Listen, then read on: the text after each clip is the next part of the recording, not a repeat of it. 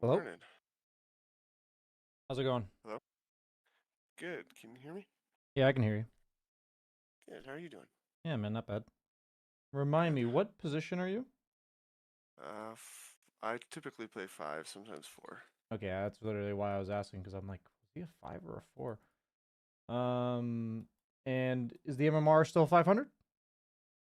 I think the last I looked it was 569. Nice. That's really nice. I'll make sure I We're put going that up. there. Yeah, man, so, what's the deal? What's the goal for today?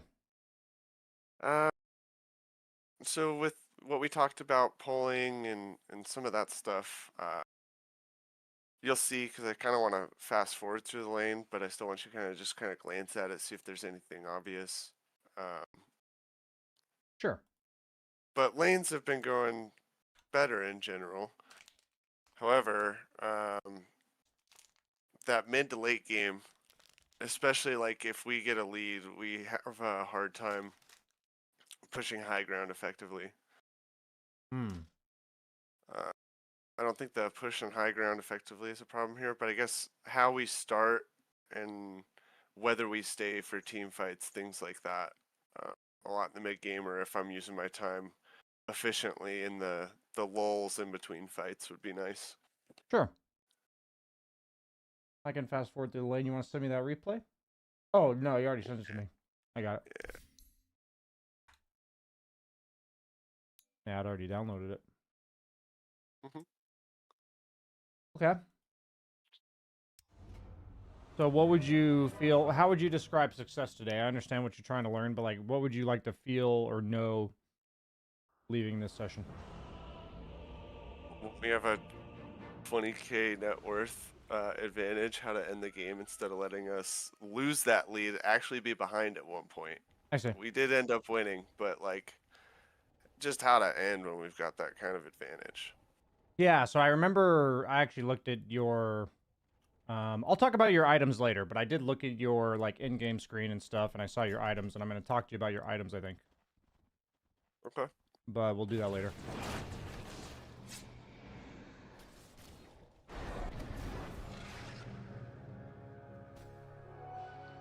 You're a 5 in this game. Okay. I feel nothing. I gave this Clockwork too much credit. He body blocked the camp like one time, and I thought he kept doing it, so he just had it warded, and I messed up for a little bit there. But So, hey, so far in this lane, I'll just ask you a quick question. And I think this will be the main thing I say for your lane. How do you feel when you run into Clockwork in the jungle like this? Like, rewind, you ran into him here. How does this kind of feel for you when this type of stuff happens?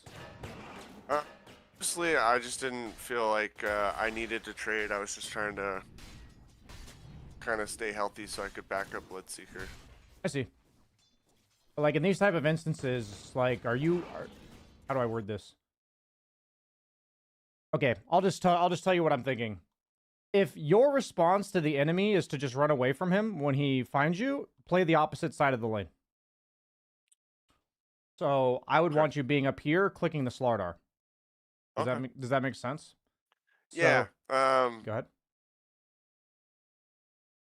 Slardar's just a much like tankier hero, so I was just thinking with Leap I could get a little bit of distance and win the trade battle just by getting a couple clicks that way out of his range. Yeah, so the entire point of laning is to control this area. Yeah. So what you're doing is really good if this guy loses the 1v1 really hard. So maybe this comes down to matchups, but most melees don't like love laning in Slardar. So like Slardar, for instance, if it's ever a melee offlaner, it's generally our job to click him. The only time where we don't click the melee offlaner is if they have a ranged 4 who does more to our carry clicking him than we do to the offlaner clicking him. Does that make sense? Yeah. So I'm just going to put in notes for your laning stage. Consider which person you should hit, not based on hero, like taking more damage, based on if I click offlaner, is that more damage than enemy ranged 4? hitting my carry. If it is a melee 4, oftentimes the question is, do you need to protect the carry where he is? So say the laning is like up here. If you stand over here, Bloodseeker might get like wrapped around on by Clockwork, and that feels like really bad for Bloodseeker. Right. But with the lane back here, Clockwork doesn't really do anything to Bloodseeker. So the only time we mess with the support is when his annoyance to your core is more than your annoyance to the core. Does that make sense? Yeah, that makes a lot of sense because I do think overall we end up winning this lane. I feel, but it did feel like you know, I was maybe wasting a little bit too much time with this Clockwork. We could have Yeah, won it probably so better. this is just so the reason why I'm saying this is because I know matchups really well, of course, and I know Slardar just really loves being 1v1 against melee heroes and hates getting clicked by ranged heroes. Like that's what he hates. So Okay. I'm telling you, like, I know in this matchup, but I'm hoping these questions can be more helpful for you in the long run. You know what I Yeah. mean? Which it's like, Hmm. and so I'm going to fast forward through the rest of the lane. That was just the main thing. I felt like your focus was on the wrong guy here. And I wanted to give you a little bit Sure. more help on which guy to focus. So with the lane up this far, like I said, I would be playing on the side of the Clockwork because we want to prevent him from zoning. Wow, that was ballsy. Okay.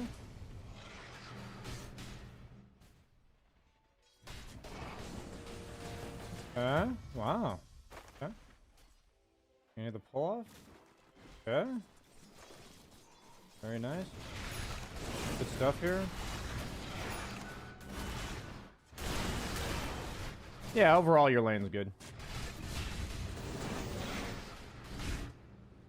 Okay, you're trying to pull. Okay. Okay, it could be worse, honestly.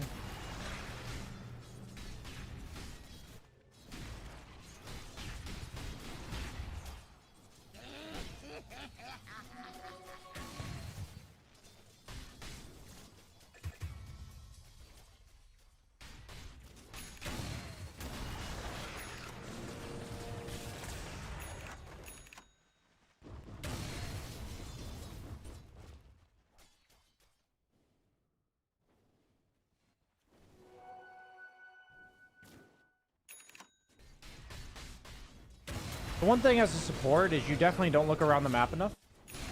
Yeah, that's true. Like when I see you walking back to this bounty rune, this is the time where I would want you to like right click the bounty rune and then during this time spend your time looking around the map. So Yeah. the way I that trust the mini map too much. yeah, so it's really funny. I told somebody in another coaching session that ever since I've been doing these coaching sessions, I'm like, shit, people don't look around the map enough. And then I'm playing my games and I'm like, shit, I don't look around the map enough. The thing is that I actually okay, so I'm making like a new video series and I'm calling it Dota 2 Mythbusters. I think I need to make a video. I'm literally realizing like in this exact moment. Generally when I do this, I'll extend the coaching session a minute or two. So I'm thinking that the Dota 2 myth in question is using the minimap for information is enough. I feel like Yeah. too many of us believe this. So StarCraft did me wrong. yeah, I mean, it's funny because it's much harder to actually manually click around, right? Yeah. And for me, my first thought is learning to move your camera comes from knowing how far ahead of time your next action is. So like in this example, like you know you can look around the map because you're like, I'm going bounty rune. And then you have, you know, at 8:32 you decided bounty rune. You clicked bounty rune at 8:36, right? You clicked it at 8:36. 20 So seconds. so it's now 5, 6, 7, 8, 9, 10, right? So and then you're like, oh, I'm gonna stack this camp. I've got 7 seconds. You know? Hmm. Boom. Yeah. So like You know, learning how to move your camera comes from knowing how far ahead of time your next action is. So I'm just gonna put that in my document as well. But that's my basic advice for you. I think in this mid game portion is I would just want you collecting more information. I definitely should have been checking on offlane more because our buddy was mid, and we typically have decent comms, but I could have been gathering more information down there. What hero on your team does your hero synergize the best with out of the 3 cores? Personally, I think it's Bloodseeker because if he ruptures somebody and they man up, I hit them with arrow. If they're trying to run away, I let them out their own health. I see. So the classic Mirana combo is OD because he imprisons them and they sit in place for a set amount of time and then you arrow them. So That's really funny because there was about 4 times this game where I throw arrow and a half second before it hits, he imprisoned someone. yeah, I mean in general, like in the early game, I would be looking to play around OD at like almost every rune if I have Mirana. Like if I'm Mirana, you play a lot of Mirana.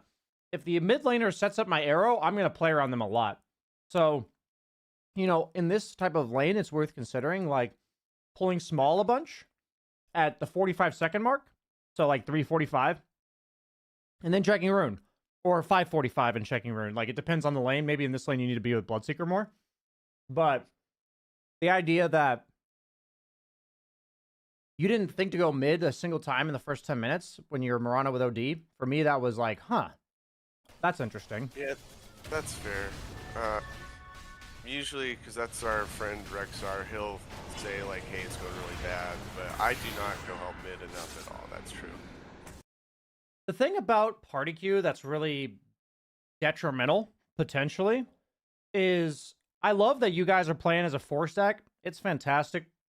I encourage you to keep communicating and all that kind of stuff. His communication to you should do nothing about you going to mid or not. Like, Okay. you can look at the heroes in the game. Like, that's the problem that party queue can kind of get in the way of sometimes. Is solo queue, you forget combos because your teammates don't work with you.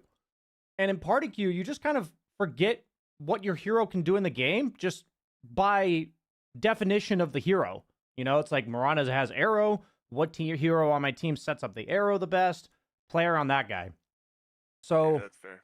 my thought this game, like when I looked at The draft. the draft, yeah, sorry. I was thinking that the enemy team has a lot of stuns and they have a lot of like long cooldowns. They have haunt, they have faceless void shit. And on our team, we have a lot of fucking damage. Bloodseeker and OD are a lot of damage. Earthshaker and Wraith King are a lot of stuns from Earthshaker and a lot of durability from Wraith King. So my idea this game, if I were you, would be like, we've got a shit ton of damage, we've got a shit ton of stuns. I'm going to buy drums and a solar crest, and I'm going to fucking follow this OD everywhere he goes.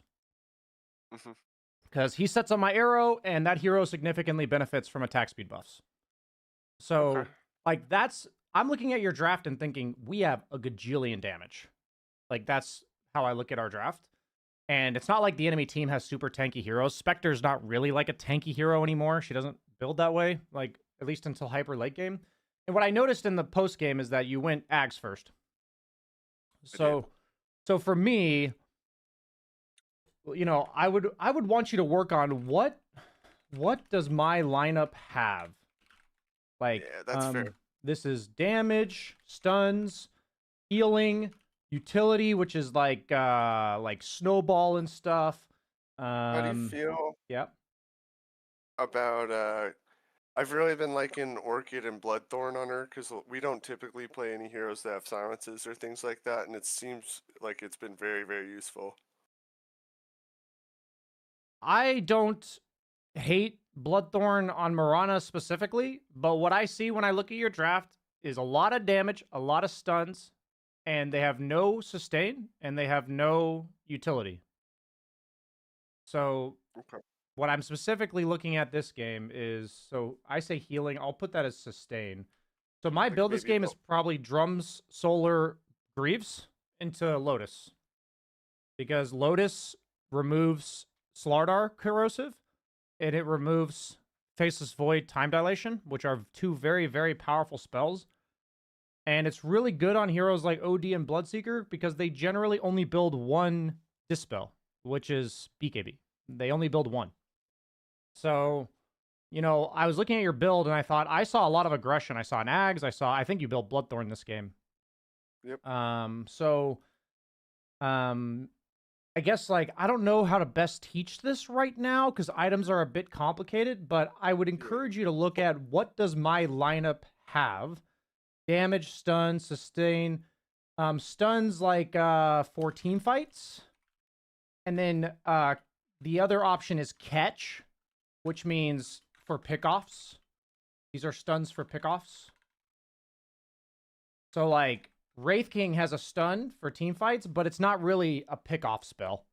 But, like, Earthshaker has both. An example of a stun that isn't a pickoff is Tidehunter Ravage. Something like Venge Stun isn't good for pickoffs.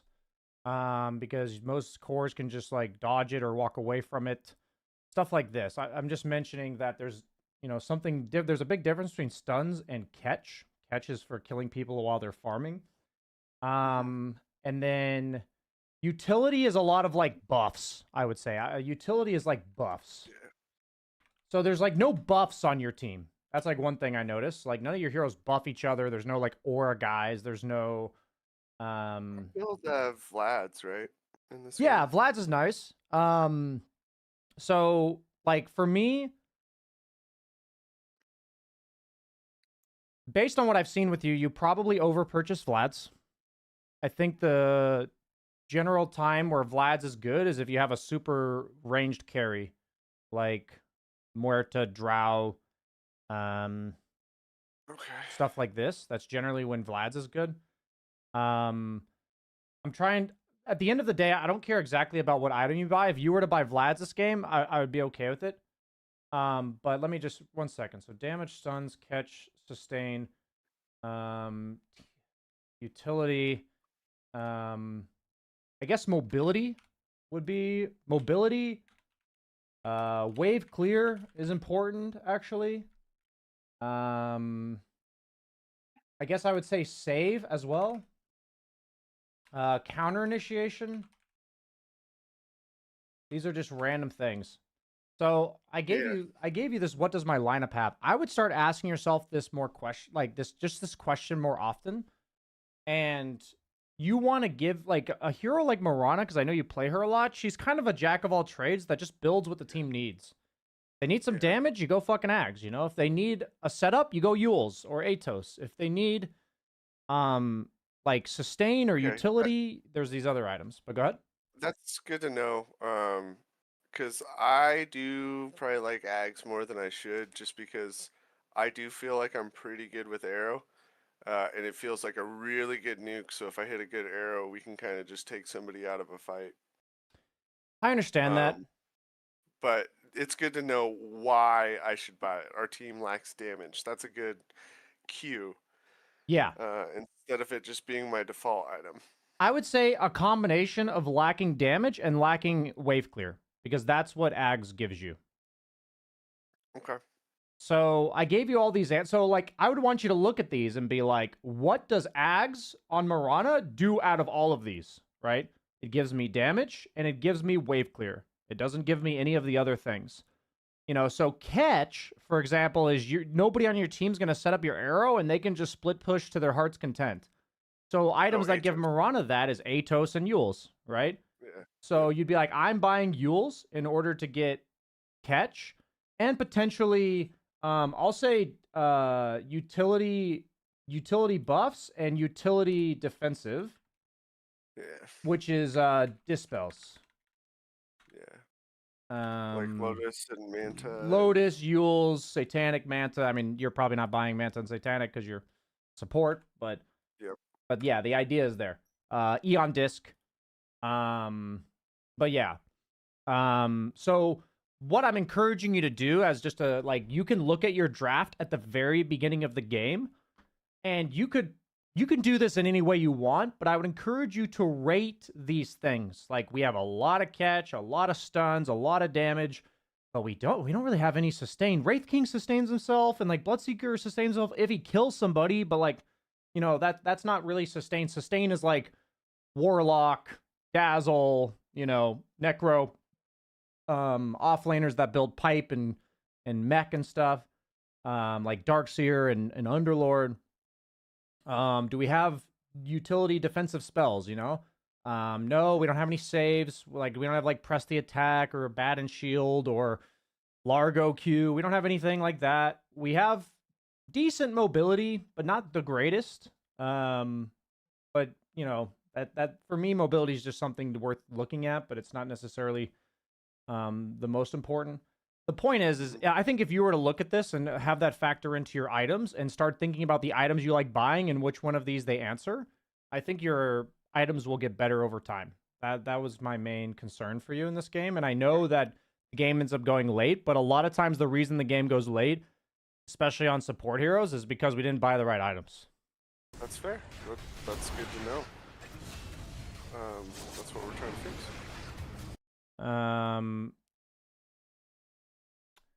Okay.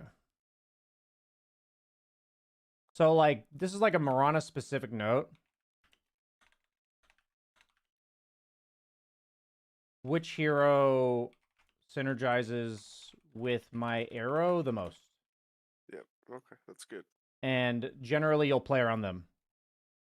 And so then we start learning, like, oh, OD really likes buffs. So we go, like, we're going to follow OD around with drums and a solar. Oh, this hero really, like, enables me, but he doesn't have damage. So I'm going to go Ags, you know? Okay. That's how we'll kind of hopefully apply that over time. I think if you ask yourself the right questions, you've played enough Mirana that you'll get the right answers. And it's not as much about getting the right answers per se, but your items will make more sense to you. Like you rather than going for your preferences, you'll be more like dynamic. You know what I mean? Yeah. And that's good because a lot of the times I do kind of fall too much into pattern. Yeah. I mean, I find something that feels good and I'll run it until a game where it's like, this build did nothing, and then I'll reconsider. So there's two things. One, this build doing nothing could mean a lot of different things to a lot of different people. So what I mean by that is that, for instance, I'm thinking we're up by 5k and we're not controlling runes. And my OD is like a lone mid for runes. Mm-hmm.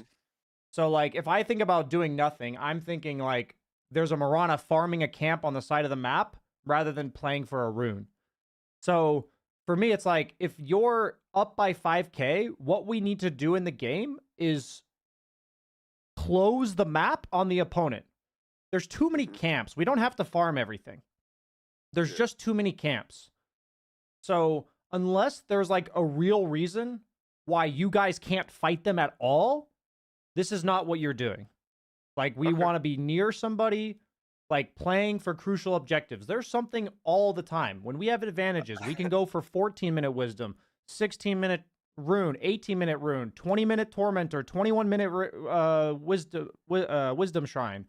There's like something we can be running at all times. You know what I mean? I get you. I think I just took that first lesson when you were like, I'm going to get you to farm, and I focused on farm. I see. So the main thing about farming, I don't want you to lose that, okay? I respect that you took that and were like, I'm fucking running with this. In regards to farming, your role... Timing is essential. Your role is mainly to not let waves go unfarmed on your side of the map. Okay. So, like, I don't want you overly following cores when there's 8 creeps hitting this tower. So, here's what we're going to do. In regards to farming, your role is mainly not to let waves go unfarmed on your side of the map. Otherwise, like, if that is taken care of, otherwise, question is objectives, okay? We got 2 minutes every rune.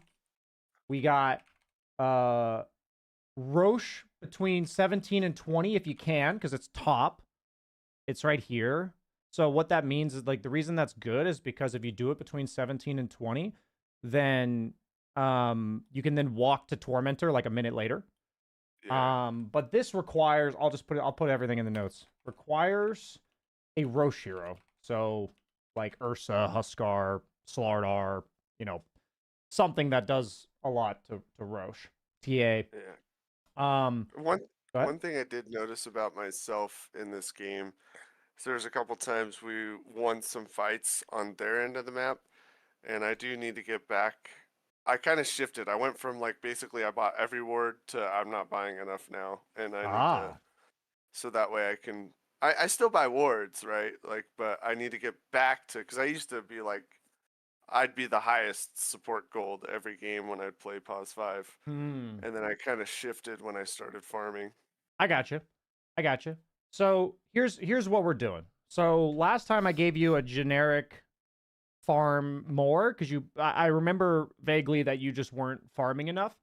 And so now what I probably saw in that session was not enough wave farming.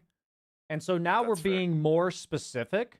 So we're doing a checklist here. Your role is mainly to not let waves go unfarmed. And then you have to think either we can't fight them, or there is literally no objective in the game. So if it's like 1653, sure, stack this camp. But there's 2-minute runes. There's 7-minute wisdoms. There's Roche. So for like the short term, I would say that you're better off just keeping it simple and saying, are the waves being farmed? If not, then I can make sure that's happening with my hero, right? If they are being farmed, who's the best core to play around? Okay. And usually that will be based off of synergy with you and objectives. And so then I was going to say, and the third would be, where's the next objective? Yeah. Who's the best core to play around, and based on synergy and what the objective is. So what happens here is that when you say doing nothing, what's really hard to convince people of is the stuff that they're theoretically missing. Because the things I'm telling you, if you clear waves and play around the right guy, good shit just happens. Yeah, like, that's fair. OD sees a guy, he gets astraled, you arrow him, he fucking dies. And but he wouldn't die and maybe OD wouldn't feel comfortable walking up if you're not there. You know what I mean? So there's a lot of like hypothetical things that don't happen in the game. So when you're talking about the game going long, it's because we're farming jungle creeps rather than playing around OD, and then Bloodseeker gets picked off. So OD's fine here, right? But there's no pressure here. Like, he's not killing anybody, he's not threatening anybody, he's just farming. But when you get there, his astral turns into an 8-second stun, right? And suddenly it's like, okay, if they kill Bloodseeker, whoever showed mid is going to die too. And these are the type of plays that, if I kind of have this motto. I'll give you this motto: if we don't create pressure, they will. Okay? And pressure is in the form of kill threat, objectives, anything like that. Yeah.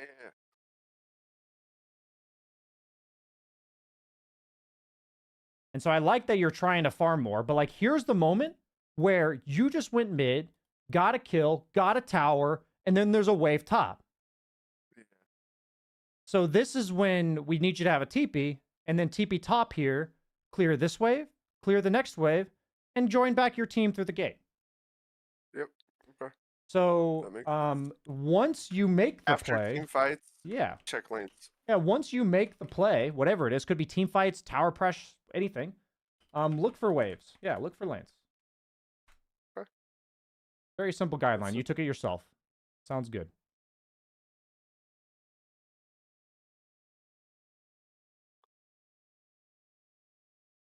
Okay, so we're following. Like, yeah, now we just want to imagine having like drums and like a Pavis and following this OD around instead of having like 10 strength, 10 agility. Because we want to be very active throughout the course of the game. Okay, Okay, so this is like fine. It's like a little bit too far up, but I'm not gonna worry about it too much. We're gonna fast forward. What's Wraith King got? Okay, cringe build for sure. Cringe. This guy's got okay. He ended up being a little underwhelming. Okay, so And it's fine. I mean, everybody has bad games, right? yeah, And even after the game, he mentioned, and like, we didn't flame him or do anything, but after the game, he was like, I did nothing after mid game.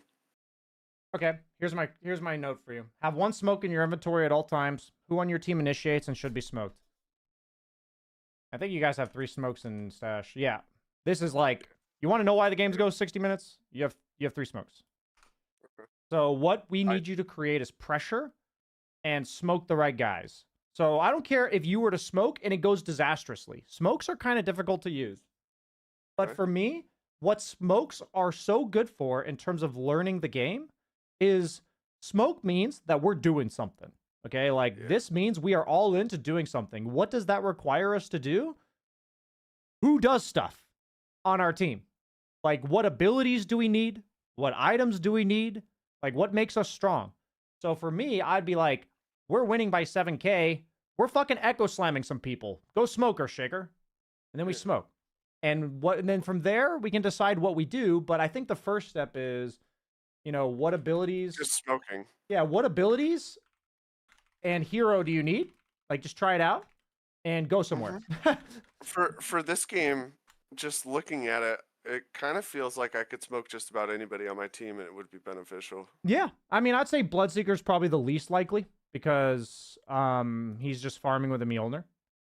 But it's not even like, sometimes it's really good if you have a hero like Wraith King who's tanky and you just want to smoke your carry to behind that guy.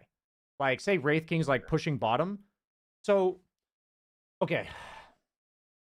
Smokes are for straight up ganks. So you think of like just kill combos. Or smoking where your team is making pressure.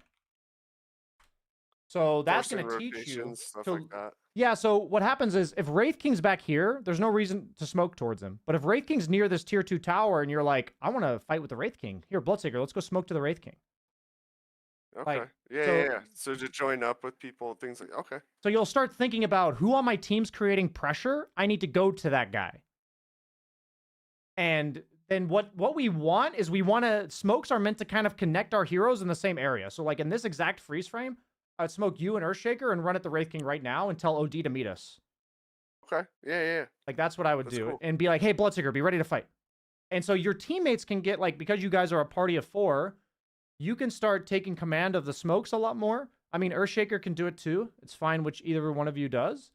But when you guys do that, I want you guys to know that the idea of smokes, there's 2 types of smokes. One, you're like ganking an enemy carry on the side of the map and it's like 2 of you. Or the other smoke is one where everyone's kind of meant to they're meant to be able to be there.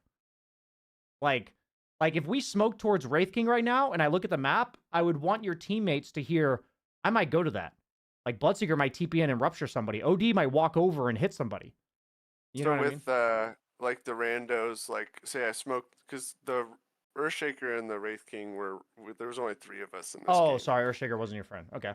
No, it's okay. So like I could smoke the Earthshaker and then ping Wraith King so that way like Rex and Kika see it and they're like, oh, okay, I want to go to that or I don't want to go to that. Okay. Like, let them. Okay, so gank smokes, say, you come with me, kill this guy. Okay. Team fight smokes sort of deal, like get people to fight together. Hey, let's smoke to this guy. Be ready, everyone else. See, this is really useful because, like, I'm pretty sure at this moment in the game, we literally were like, why is Wraith King up there? Yeah. And we don't, like, you want to be able to, like, spot these vulnerabilities and see them coming. Like, you want to be like, I don't want this guy to randomly feed here. We're strong. If you see a guy that, like, looks out of position on your team, the question is, are we supposed to just let him die, or are we strong right now? Right. So if they're up 7K, we're probably just like, sorry, Wraith Yeah, King. just let him die. Yeah. But if we're up 7K, we're like, dude, we need to go do something about this. Yeah, we can't let him just die there. Okay. I mean, if he's That's like good. so far away from you, you can't like if this guy's like fucking down here, it's like okay, fine, you know. So there's Yeah. like, but like this is connectable by you guys. It's like go here, go here.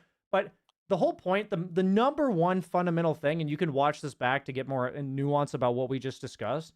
Have a smoke in your inventory at all times so that you're ready to capitalize on this type of stuff. Trust that Yeah. awkward feeling you just described. That is often when it's best to smoke. Okay. When the map feels really awkward, people are scared. They like you guys have ults and you're like, I feel like we should be doing something. I feel like we're under threat somehow. Like these awkward feelings are when you smoke, generally speaking. Okay. So trust your gut on that one.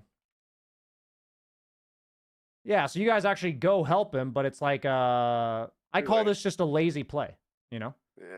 Yeah. OD wasn't there in time because we didn't communicate it. We didn't smoke, so Earthshaker was probably in vision and only got 1 or 2 heroes because of that.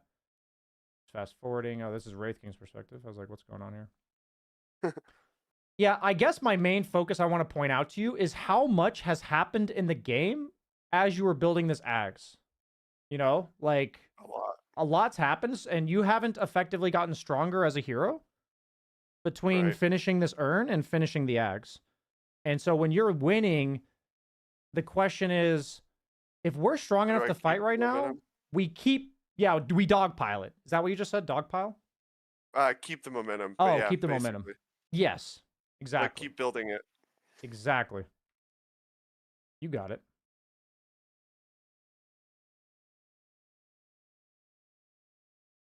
There's 2 ways to have the game drag out: overextending and over passivity.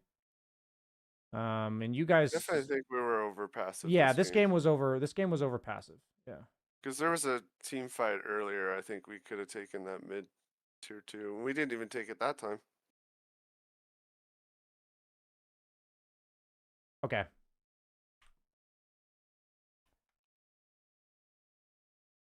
I have a video on this.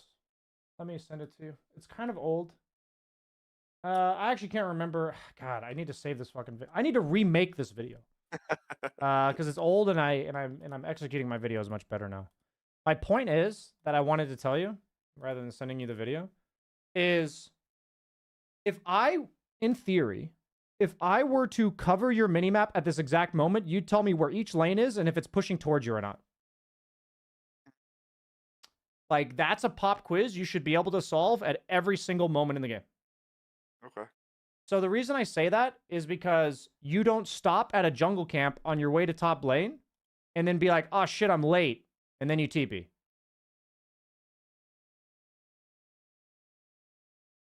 You would have noticed Yeah. here, you would have noticed here that the lane's pushing in and you'd be like, oh, and then you just run your way there. Or you TP there right now. Just depends on the game state. But this like walking here and then I always judge people's sense of urgency because when I look at you, if you stop to farm jungle camps, then your sense of urgency is low, right? If your sense of urgency needs to match the lanes.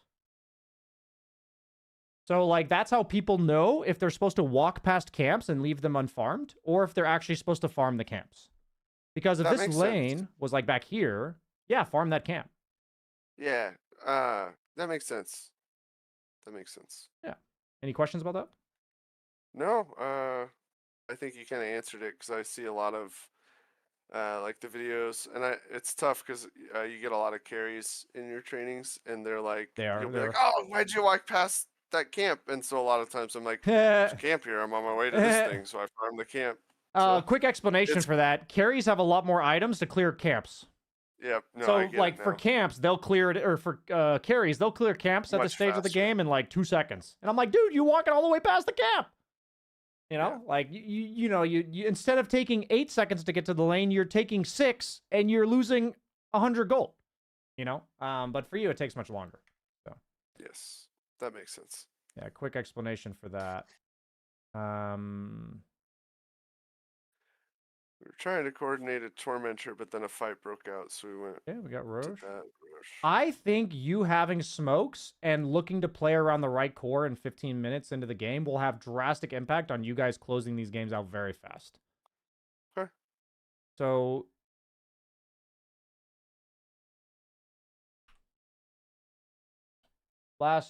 not last, but one of the last.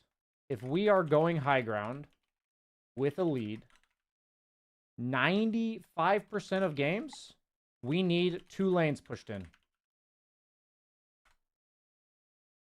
Exceptions are high split push lineups, and you lack stuns, like Anti-Mage or Nature's Prophet. Okay? So, Okay. when you guys go high ground, and I see this, and I see this, and I say no. I don't care if you're up by 30k. We push this in, take this tower. We have somebody TP top, push this in. We all go smoke to here, meet them here, take this tower. All 3 lanes are pushed in. We go high ground. I'm just curious if any of that is due to the changes on like the armor buffs to the towers for stuff not being taken. This, no. To be frank, it's been this way for a very long time. Okay. It's ever since they made the map big. Okay. So 2 years, two or so. I guess that's not a very long time for the average Dota player because I play a lot of Dota games. But yeah, for about 2 years. So when your team is grouped around a side lane like this, I'm giving you quick. These are like rapid fire tips, and feel free to apply them one at a time. Like you can spend all day thinking about these things, and you will get overwhelmed if you try. Team is grouped on side lane with lead. Someone cuts mid. Mid when you guys are up by 22. Top. No, mid. One side lane, somebody cuts mid. So what happens here? We rewind. Okay. Yeah, But we rewind. We're at 30, 38. UNOD would meet the wave right here and cut it. It's a crucial objective in the game of Dota 2. It keeps it pushed in, keeps the pressure on them. Again, it's the pressure. Yep. And also, during this time here, you guys aren't doing anything anyway. Yeah. Like, I just want you to clear this and then walk back to your team, and you meet this guy as he's pushing the wave. And then we have a nice little 5-man party here. And then at 34-15, somebody goes back here. And then we come here. You know what I'm saying? Like, 2 waves get pushed. Yeah. I'm giving you strategies on how to do it, though. I do. That's easy enough. This is definitely one I'm going to have to rewatch a couple times. Yeah, I think with the way you guys play, I think I would encourage all of your friends to watch this because a lot of the stuff, like, they will get a lot of understanding of your smokes if they were to watch this and know what you're wanting them to do. You guys can even have discussions at the start of the game where, like, you guys can say, hey, I'm Marana. I think I'm supposed to be playing around OD this game. Like, that seems like the best setup. Like, what items does your hero want? You know? Like, we can just have these discussions as a group. I'm trying to gut. We need to do that more because a lot of times I think when we talk about it, it's a little bit too late. And so it's more of a reactionary instead of us getting ahead of it. Okay, I got you. So 99% of what I've learned in the last 6 months doing the dojo, because part of the dojo is trying to help people like be better teammates and communicate and stuff. The answer to 99% of our communication issues in Dota is it was supposed to be said before the game or after the game. And people are not talking during that time. So it tries to get said during the game, and everyone gets pissed at each other. You see, not like friends necessarily, but it's like overwhelming maybe. And like a set of... No. Yeah? You're good. I think, because we do have conversations during the draft and this and that, but I think it's a good point you made that, like, I need to, like, ask Rex, who's mid, and be like, hey, what makes your hero stronger or whatever? Like, what do you need? And then, like, things like that instead of just, like, because we have talked a little bit about, like, point of contact a little bit, seen a lot of your videos on that stuff, which I think we still struggle with, but we are considering some things like that. But I think we could probably simplify it, at least for now, and focus on, like, Solar Cross would be huge or whatever, you know? Yeah, I think point of contact is a really nice concept, and I also don't want you guys to get over fixated on it because I think it's kind of like you trying to do pre-calc and you haven't learned algebra yet. You know, like That's fair. so because point of contact includes a lot of stuff. So a lot of the people I was talking to about point of contact were like 3 to 5K. So it's not like way out of your guys' league in terms of MMR, but it's like if you guys try to apply that, there's so many things that go into that. And honestly, some of the stuff I'm telling you now is going to help you understand that better just by proxy. And it would be very Trial and useful error. for you. Yeah. Yeah.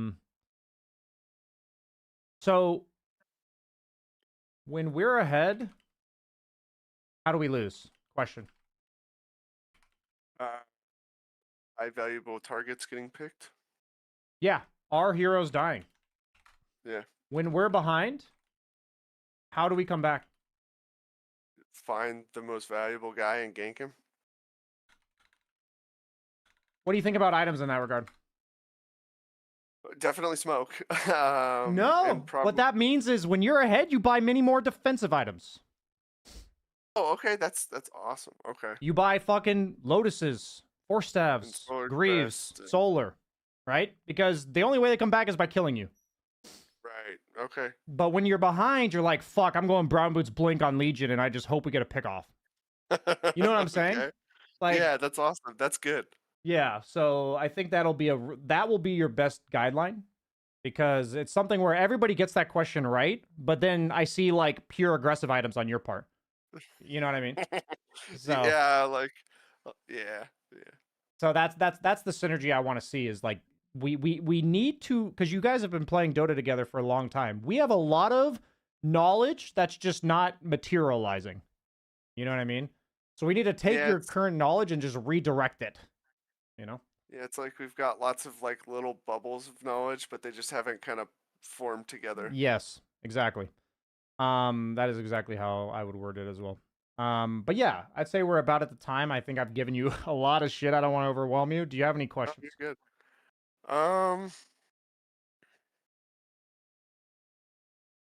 I guess just real quick, because my buddy Kika like almost always plays Bloodseeker if he's not banned, and I love it. He's very good with him. Yeah. But our mid, he mixes up a lot. So just real quick, if he's Necro, if he's Clinks, if he's Morta in this exact lineup, who would I play around there? Just so I can kind of start thinking about it like that. A lot of times you'd be like smoking with probably the Clinks towards the Wraith King, but if Wraith King's being like super passive, then I mean all of those heroes you're listing are like pretty active heroes, but you would maybe you'd play around Clinks with an Atos. Okay. You know what I mean? Yeah. That's probably how I would play it. If you had this exact same lineup, Bloodseeker's gonna farm. You know, the Wraith King's a rando. Like, I'd still probably play around. Like, unless you can potentially smoke to the Wraith King if he's playing really aggressive. But Okay. otherwise, I'd be playing with the Clinks or the Muerta or the Necro. Okay. Yeah. Sound good? I think for the most part, I mean, honestly, I think the best thing you said this whole time was the item builds based on winning or losing. Like that's gonna help me so much, I think. We found the golden nugget then, because yeah, that's something where once we find the simple description of all the shit that I've been overcomplicating, that's when the ticket is. So if that registered with you, that's fantastic. Because well, I feel like for the most part, save for a night where I drank a bunch or whatever, like I feel like I hit arrow pretty good. Yeah. And a lot of the times I had kind of defaulted to this Bloodthorn Ags build because it saved us a few times, and it just feels good to have a silence on our team. But knowing like that we're ahead, okay, I need to build some stuff so I can make sure this guy stays in the fight longer, or this guy doesn't die because we're ahead or we're behind, and it's like, oh, okay, maybe Ags is like good there or whatever. Like, I think that's going to be big on us finishing some of these games early. Nice, man. I think so too. Sounds good. Any final thoughts? No, just thank you, and I look forward to Sunday morning. Sweet, man. I look forward to it as well. I'll see you guys all there. It's going to be all 4 of you, right? Yep. Sweet. Yep. Looking forward to it, man. I'll see you then. Yeah. Have a good one. You too.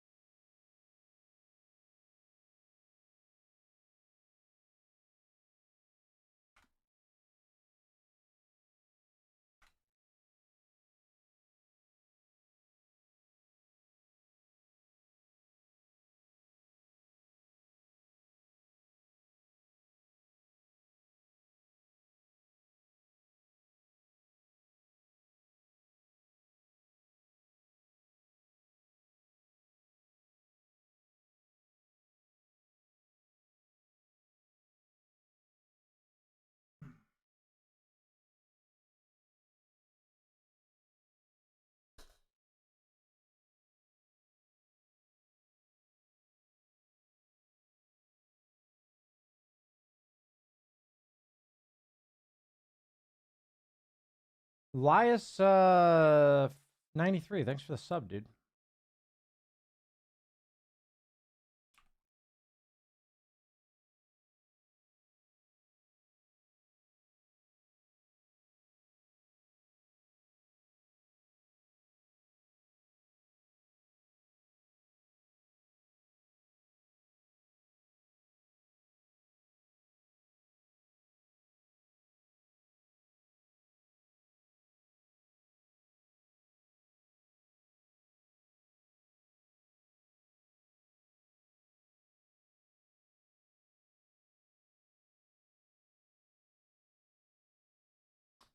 Okay.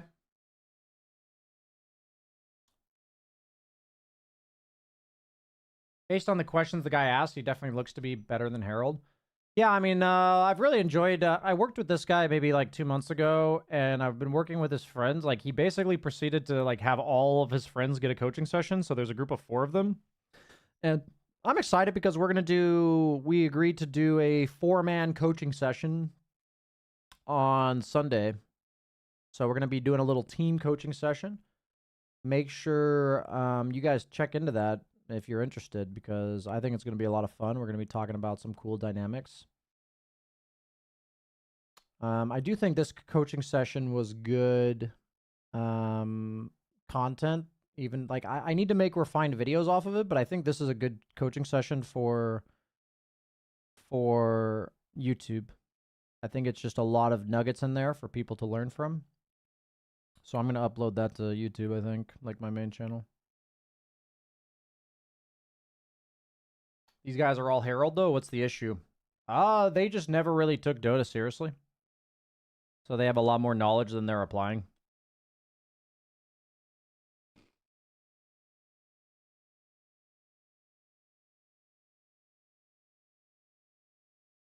Are you still in EU? I bought a house in the Netherlands, so I'm here for the long haul.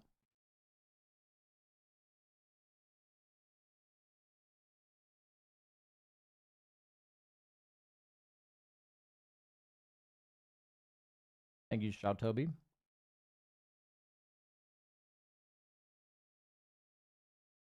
At least another 10 days? Yeah.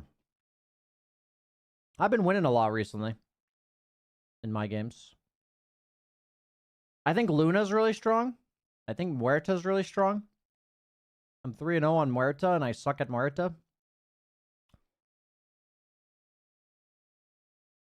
And I think it fucking sucks to play offlane. I don't know what to do in offlane right now. I feel like you have virtually no agency in the game. I really have... I feel like my theory for offlane in pubs right now is to just fucking pick a ranged guy and fucking play a second carry. Like, for me, I feel like that's the play. Just, like, pick a fucking ranged guy and just play second carry.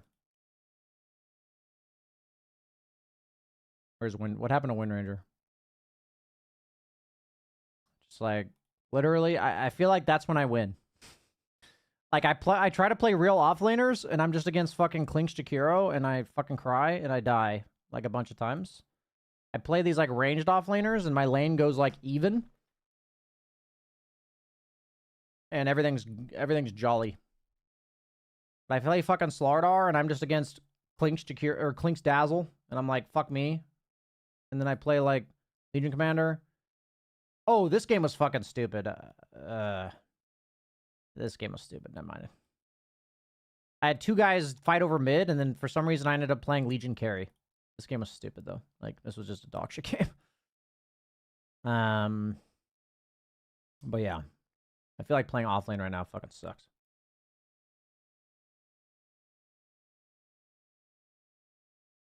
Why do you think Luna's good right now? Ranged carry meta. They buffed heroes that clear waves with illusions. With the flag bearer buff and the lane creep buffs. I feel like you hit pretty insane timings, and I go for the Moon Shield Facet in a Swift Blink late game. And you just farm really, really, really fast. Like, it just feels like you're just a really strong hero right now. People before were going this like Manta Axe build. Like if you look at my skill build, it's Luna Orbit, and then like stats over beam. Like I'm not even leveling beam.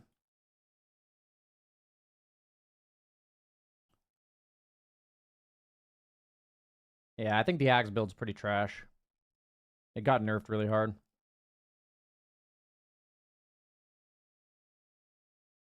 Big Luna fan here. I'm pretty confident she's really strong. Like in all my games, I just have fucking 900 GPM. Like, I mean, I've only played 2, of course, but I feel like that's the definition of a good Luna patch, when you just get 900 GPM and you just walk over them. And that's happened in the 2 games I've played so far, and that like never happened in the previous patch. I'm not exactly sure why. I think Luna likes ranged carry patches because she wants the game to slow down. She doesn't want to be against like fucking Ursa, who's gonna like blink on her and shit, you know? Or like, she doesn't want high tempo shit. She wants to just be chill farming.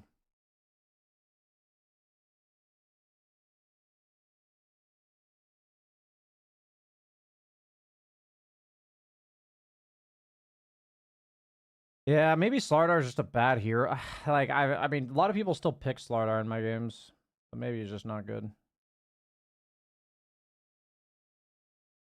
I've been having a lot of success on my ranged heroes, though. I just keep picking ranged heroes.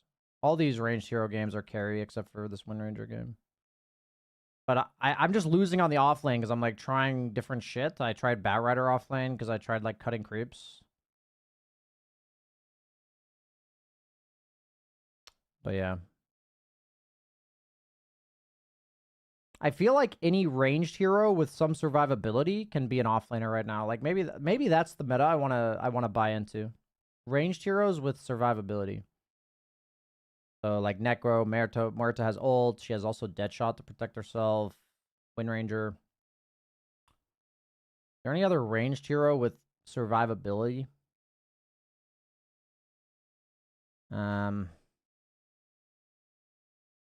Maybe Phoenix? I mean, I suck at Phoenix, but maybe Phoenix?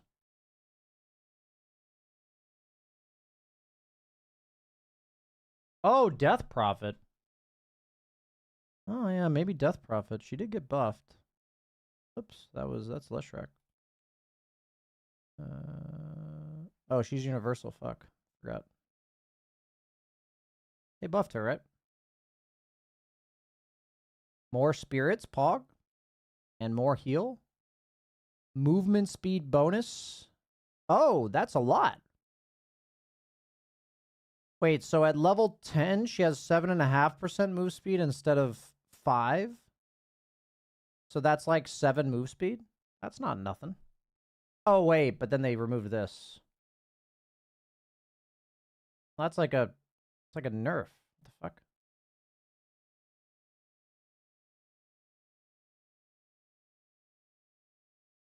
You have less move speed now. At max level, you have 6% move speed, but you lost. Yeah, she got nerfed. What?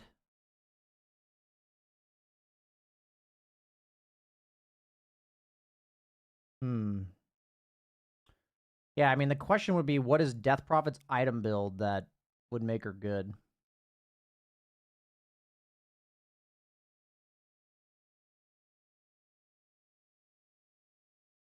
It's still more move speed, but it's not, is it? Because this is 7% move speed over the course of all 30 levels, and this is 4, 8, 12. Am I wrong?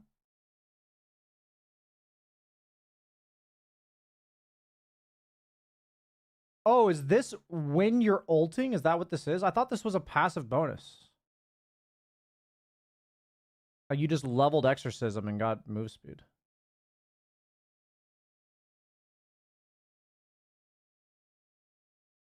Okay, movement speed per level.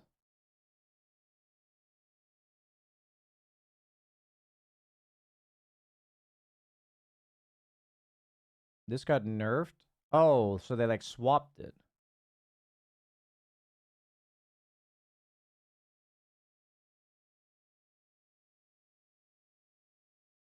Oh, active move speed. I see. So during EXO, you're a bit... Oh, I see. I thought this was a passive thing. It's an active... Okay. So it's better, yeah. You're better outside of your ulti and weaker during it. Dude, it's really crazy to, like, look at how you see shit like movement speed per level increased to 0.75. And then move speed back to 0.5, spell back to... Or spell swap to 0.75. And then movement speed back to 0.75.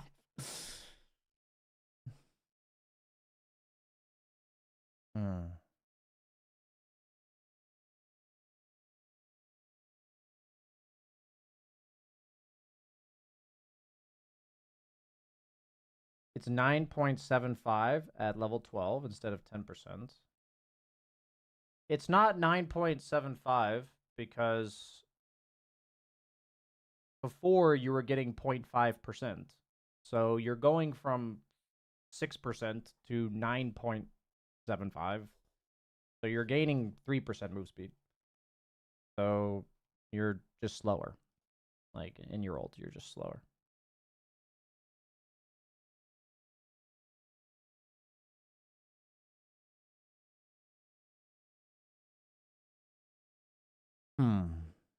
So Aghanim Scepter Spirit bonus damage increased from 50 to 60.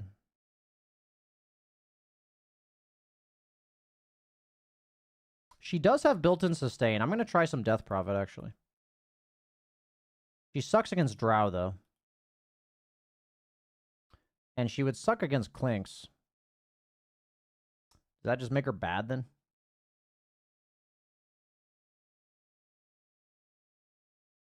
Maybe.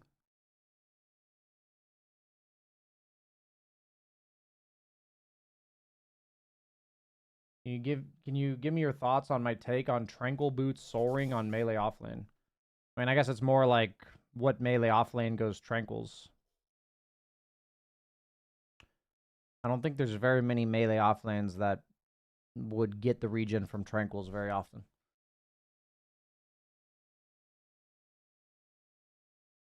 Slardar?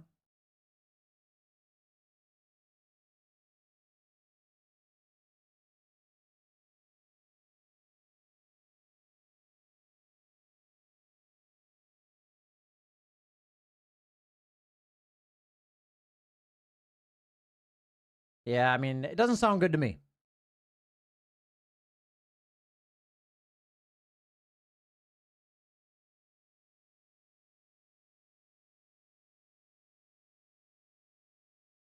You reached 8K, Poggers. Congratulations.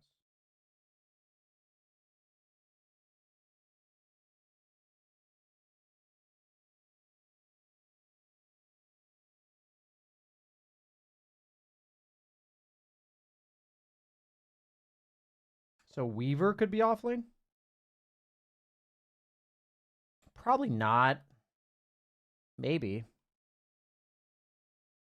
I think Weaver would be a bit too weak of a laner, but maybe with the...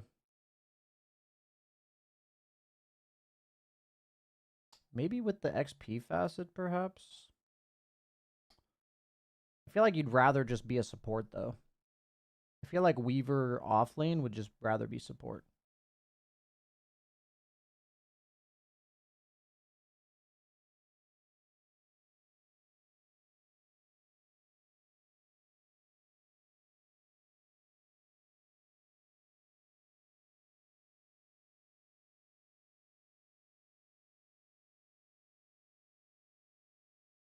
Okay, guys, that's it for me today. Thanks for watching. I'll be back on Sunday with that group coaching session. So I hope to see you guys there. Have a great weekend, everybody. See you later.